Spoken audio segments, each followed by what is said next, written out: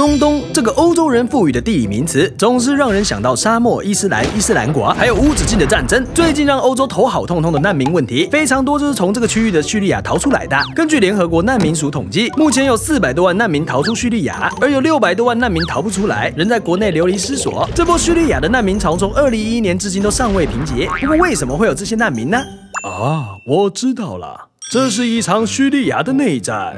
这些难民和一般的移民非常不同，移民是为了工作或是更好的生活条件而主动自己离开家园，但难民通常是因为战乱或天灾这些无法抗拒的因素而被迫逃离家园。像是叙利亚难民，因为国内的战争，小老百姓无法过着下一秒就有可能丧命的生活啊。而叙利亚这些难民穿越边界来到土耳其，在渡海来到欧洲寻找愿意收容他们的地方。可是几百万的难民哪有国家受得了？许多欧洲国家的人民也开始怨声载道，认为难民的进入带来许多社会问题，也排挤其他重要的公共支出。那应该怎么办呢？欧盟只好辛苦的努力协调，推出像是难民配额制度来分散各国的压力。但说穿了，这些都是头痛医头，脚痛医脚。只要叙利亚内战继续打，那难民就会继续增加。欧洲永远都会有解决不完的难民问题。所以我们要问的是，叙利亚内战到底是在打啥？怎么会打那么久呢？2010年，突尼西亚发生的茉莉花革命，引爆了阿拉伯世界追求民主化的浪潮，而叙利亚人民也勇敢的站起来，抗议政府的专制。但他们的独裁总统阿萨德不开心，就派出政府的军队镇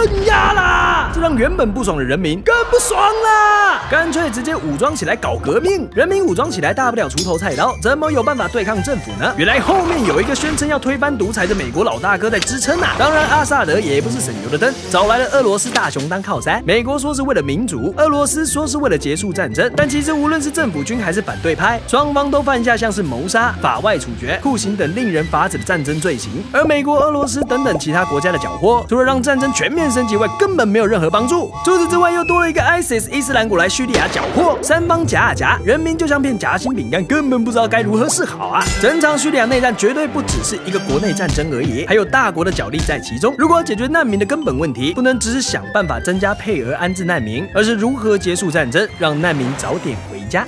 好的，今天的目击者就报道到这边，拜拜。